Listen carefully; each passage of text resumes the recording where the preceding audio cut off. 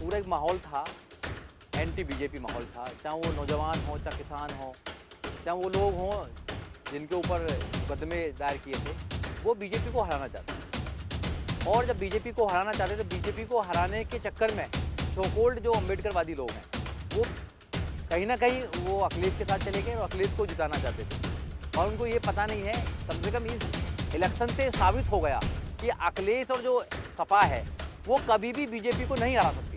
क्योंकि इतनी ताकत के बाद भी सारे समाजों ने उनको दिया, सारी पार्टियाँ उनके साथ लगी हुई थी, चाहे राजभर हों, चाहे मौर्य हों, चाहे पूरा कंप्लीटली मुसलमान हो, जाट हो, सब पार्टियाँ उनके साथ लगी थी, फिर भी वो बीजेपी को हराने में नाकामयाब रहे। कोई भी राजनीतिक पार्टी खत्म नहीं होती है। जो हमारी पार्टी है बहुजन समाज पार्टी, वो महापुरुषों का आंदोलन है। बाबा साहब डॉक्टर अम्बेडकर, मानव कांशीराम साहब, छत्रपति साहू जी महाराज और ज्योतिबा फूले, सावित्रीबाई फूले, इनकी सोच है।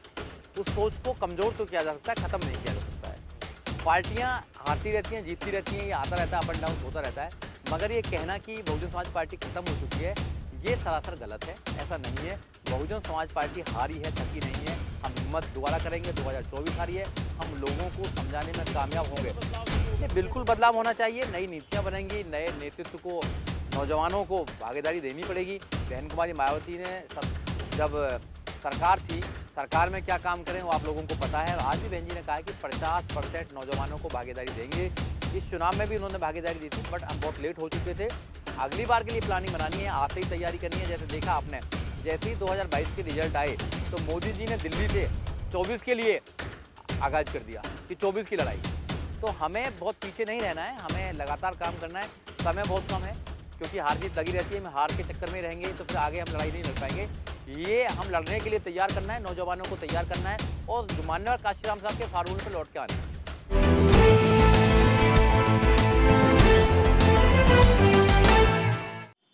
वकील साहब, बताओगे जिस तरह की चुनावी जो आंकड़े निकल कर आए हैं, उनको लेकर क्या कहेंगे? बसपा की जो स्थिति रही है उम्मीद से परे रही है, और आप बसपा में लगातार तमाम यूपी में आप घूमे हैं, आप प्रचार प्रसार किया है, क्या कहेंगे इस चुनाव को लेकर? देखिए, जो रिजल्ट आए हैं वो चिंताजनक हैं डेफिनेटली, बट आपको समझना पड़ेगा जो मीडिया ने, जो मेन स्ट्रीम मीडिया है, उसने एक प्रचार चलाया कि भाई जो टक्कर है वो समाजवादी पार्टी और बीजेपी में पार्टी है। तो अब की बार उन्होंने हिंदू मुसलमान नहीं करा, वो बड़ी स्मार्टली उन्होंने प्ले किया, क्योंकि पहले हिंदू मुसलमान जब करते थे लोग समझ चुके थे। अब की बार एक नया षड्यंत्र करा उन्होंने कि एक ऐसी पार्टी को चुना जो कभी भी वोटिंग के आधार पर बीजेपी को नहीं हरा सकती। क्योंकि उत्तर प्रदेश में आपने देखा होगा तो उत्तर प्रदेश के अंदर यादव समाज 7% है, और 7% यादव समाज कभी भी बीजेपी का टक्कर में नहीं आ सकता है। तो सपा को चुना उन्होंने, और बड़ा ही स्मार्टली रूप से उन्होंने पूरी जनता को, उत्तर प्रदेश की जनता को ये बताने में वो कामयाब रहे कि जो टक्कर है वो दो पार्टियों की टक्कर है, बीजेपी की और सपा की। तो जो बहुजन समाज पार्टी जो बहुत बड़ी पार्टी है, उसका काडर वोट भी बहुत बड़ा है, 22% वोट है, तो उसको उसने मैदान से बाहर कर दिया। और डेफिनेटली हम ये लोगों को बताने में नाकामयाब रहे कि हम लोग भी टक्कर में हैं या हम लोग भी जीत सकते हैं। और जब तक चुनाव हो चुका था तो एक बड़ा ही षड्यंत्र रहा है, षड्यंत्र को समझने में हम नाकाम रहे हैं। और प्लानिंग भी कुछ हमारी जैसी भी रही है, आपको आपके सामने ही है सारा कुछ। रिजल्ट ऐसा नहीं होना चाहिए था, बट जो जनता का आदेश है वो मानना है। अच्छा, जिस तरह से बताया गया है कि जाटव जो वोट है वो भी 40% खिसक गया है आपकी बात, और वो ये देखकर खिसका है कि दूसरी तरफ अगर समाजवादी पार्टी सरकार में आ जाती है तो एक अराजकता का माहौल हो जाएगा। तो क्या इसमें सच्चाई है? क्या यही बात सोचकर जाटव वोट जो है वो बीजेपी की तरफ खिसका है? देखिए, पूरा एक माहौल था, एंटी बीजेपी माहौल था। चाहे वो नौजवान हों, चाहे किसान हों, चाहे वो लोग हों जिनके ऊपर मुकदमे दायर किए थे, वो बीजेपी को हराना चाहते थे। और जब बीजेपी को हराना चाहते थे, बीजेपी को हराने के चक्कर में सो कॉल्ड जो अम्बेडकरवादी लोग हैं, वो कहीं न कहीं वो अखिलेश के साथ चले गए और अखिलेश को जिताना चाहते थे। मगर उनको ये पता नहीं है, कम से कम इस इलेक्शन से साबित हो गया कि अखिलेश और जो सपा है, वो कभी भी बीजेपी को नहीं हरा सकती। क्योंकि इतनी ताकत के बाद भी सारे समाजों ने उनको दिया, सारी पार्टियाँ उनके साथ लगी हुई थी, चाहे राजभर हों, चाहे मौर्य हों, चाहे पूरा कंप्लीटली मुसलमान हो, जाट हो, सब पार्टियाँ उनके साथ लगी थी, फिर भी वो बीजेपी को हराने में नाकामयाब रहे हैं। ये इस इलेक्शन से ये साबित हो चुका है। अगर आने वाले समय में कोई हरा सकता है अगर बीजेपी को कोई सत्ता से बाहर कर सकता है तो वो एक पार्टी है, बहुजन समाज पार्टी। उसका एक आधार है वोट बैंक, क्योंकि 22% इंटैक्ट वोट है, उसमें से कुछ वोट अब की बार गया है, हम मानते हैं इस बात को, कुछ वोट गया है, मगर जो 22% जो 23% वोट हमारा है, उसमें अगर 18 से 20% मुसलमान और कुछ ओबीसी समाज हमारे साथ आ जाता है तो लगभग हम 45% वोट पर बनते हैं। 45% जिस अगर किसी भी पार्टी का आएगा वही 41% की जो पार्टी है, अभी जो 41% वोट आया है 40 से 41% के बीच में बीजेपी का, जब भी बीजेपी को हरा सकते हैं, नहीं तो नहीं हरा सकते हैं। और जो लोग गए हैं वो इसी आशा में गए हैं कि बीजेपी को हराने के चक्कर में, तो बीजेपी को हराने के चक्कर में हमने बीजेपी को जिता दिया है। वो नहीं समझ पाए कि ये चाल है, ये बीजेपी की चाल है, जो मेन स्ट्रीम मीडिया के माध्यम से उन्होंने रूमर फैलाने का काम किया है कि टक्कर में 2 पार्टियां हैं, मैदान में मात्र 2 पार्टियां हैं, तो जनता 2 ही के लिए ताली बजाएगी, 2 उनके लिए ही जाएगी। तो आधी जनता वो बीजेपी के साथ चली गई और आधी जनता वो सपा के साथ चली गई है। हमारे साथ जो वोट है वो हमारा इंटैक्ट वोट है, काडर वोट है, जो कभी कहीं किसी भी परिस्थिति में नहीं जा सकता है। जो फ्लोटिंग वोट है, जो सत्ता परिवर्तन करना चाहता था, वो परसेंट कहीं ना कहीं वो बीजेपी के साथ या सपा के साथ में गया है। अच्छा, लेकिन अब इस तरह की हार के बाद ये भी चर्चाएं शुरू हो गई हैं कि बीएसपी खत्म हो गई है और बीएसपी अपना अस्तित्व खो चुकी है, क्योंकि गढ़ माना जाता था उत्तर प्रदेश को, लेकिन वहाँ भी अपनी साख नहीं बचा पाई है। तो इस परिस्थिति को कैसे देखते हैं आप? देखिए, कोई भी राजनीतिक पार्टी खत्म नहीं होती है। जो हमारी पार्टी है बहुजन समाज पार्टी, वो महापुरुषों का आंदोलन है। बाबा साहब डॉक्टर अम्बेडकर, मानव काशीराम साहब, छत्रपति साहू जी महाराज और ज्योतिबा फूले, सावित्रीबाई फूले, इनकी सोच है। उस सोच को कमज़ोर तो किया जा सकता है, ख़त्म नहीं किया जा सकता है।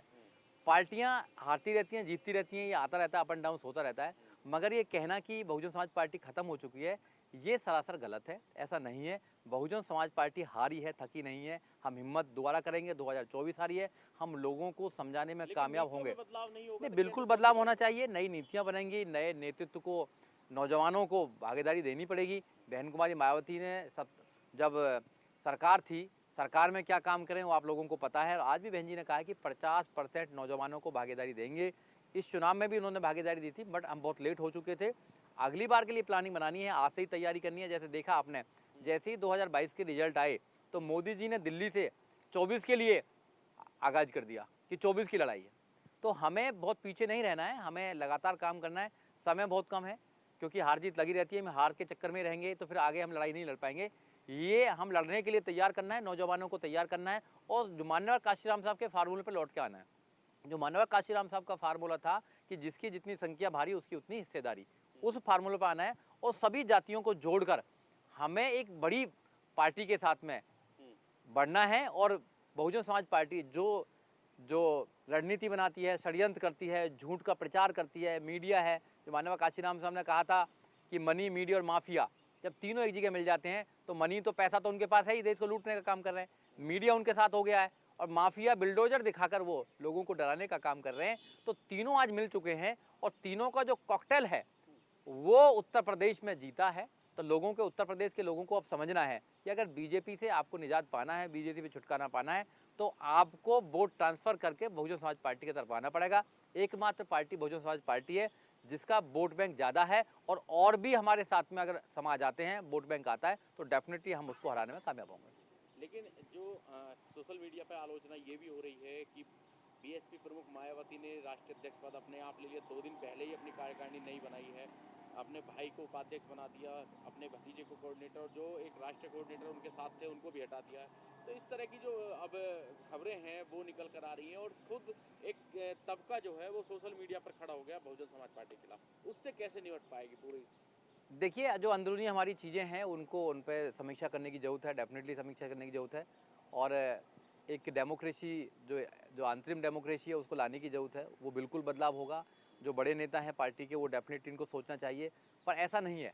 देखो, अखिलेश यादव जो है वो अपने पिताजी की विरासत को लेकर आगे चल रहे हैं, फिर भी मुसलमान उन पर विश्वास करता है।